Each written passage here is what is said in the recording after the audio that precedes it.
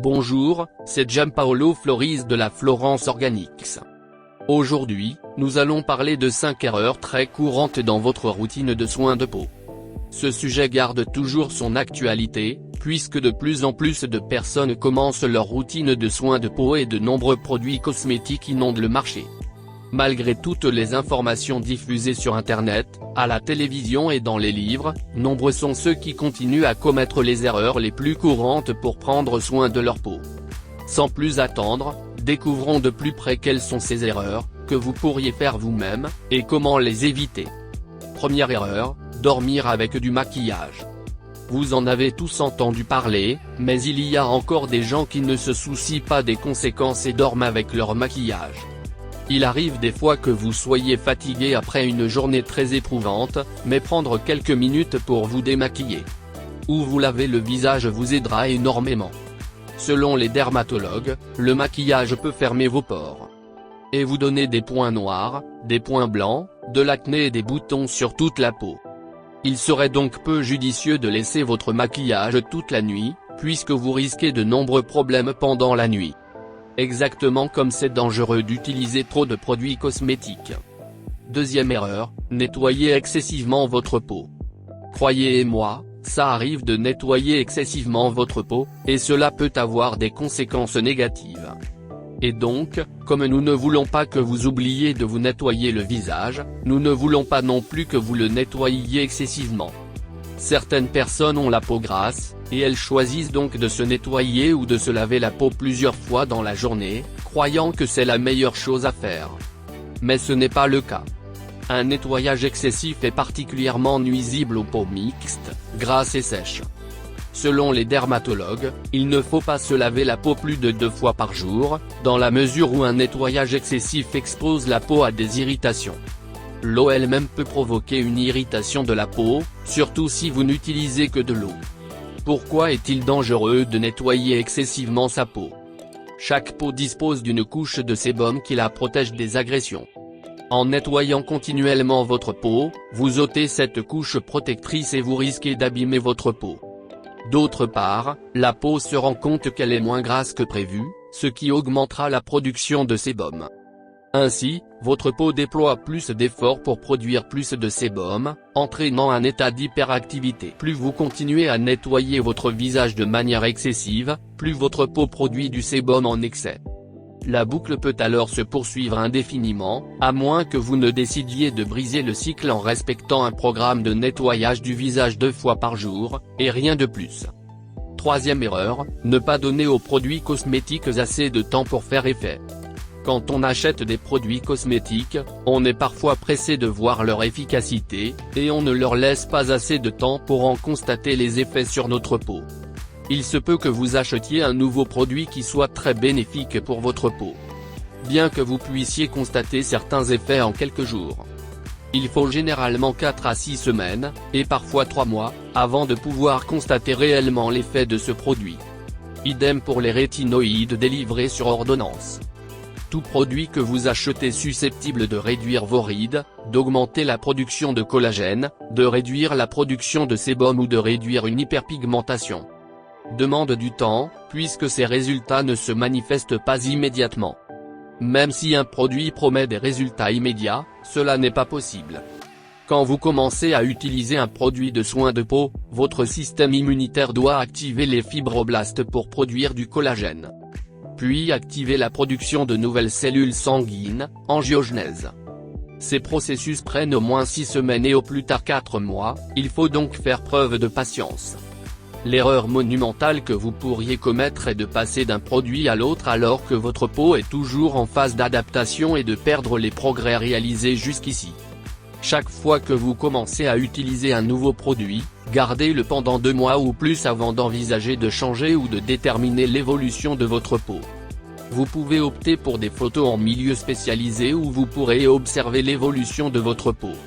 Par exemple, vous achetez un produit pour réduire les rides ou la taille des pores, utilisez-le pour une bonne période et ne vous laissez pas tenter de passer d'un produit à l'autre. Si vous changez de produit, vous risquez d'irriter votre peau, d'abaisser le seuil de tolérance de votre peau et de ne surtout pas profiter des bienfaits du produit précédent. La meilleure chose que vous puissiez faire pour votre peau est d'être patient et de faire attention à votre peau au fur et à mesure.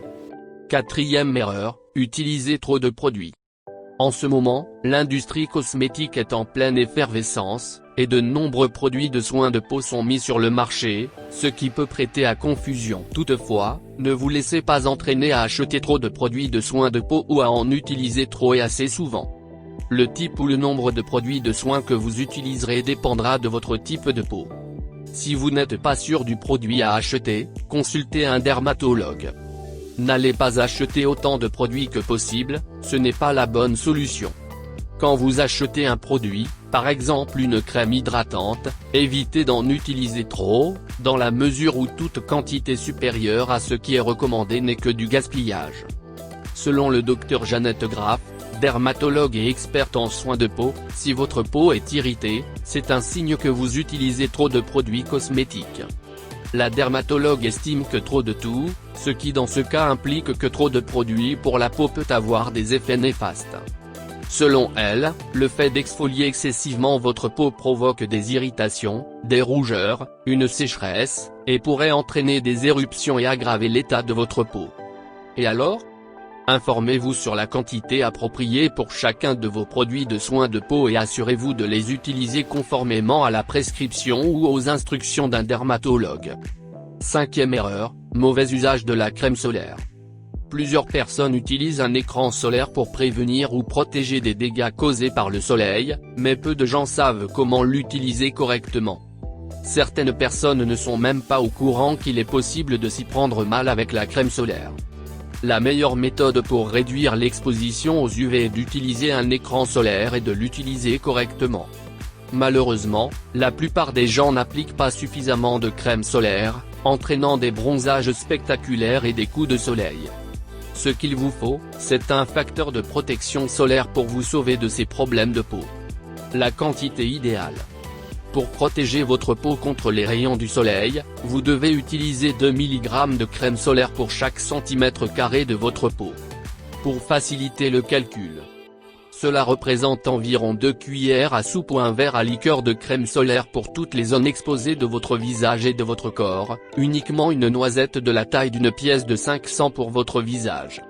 Si vous utilisez un écran solaire en spray, vaporisez-le jusqu'à ce que votre peau atteigne une brillance uniforme.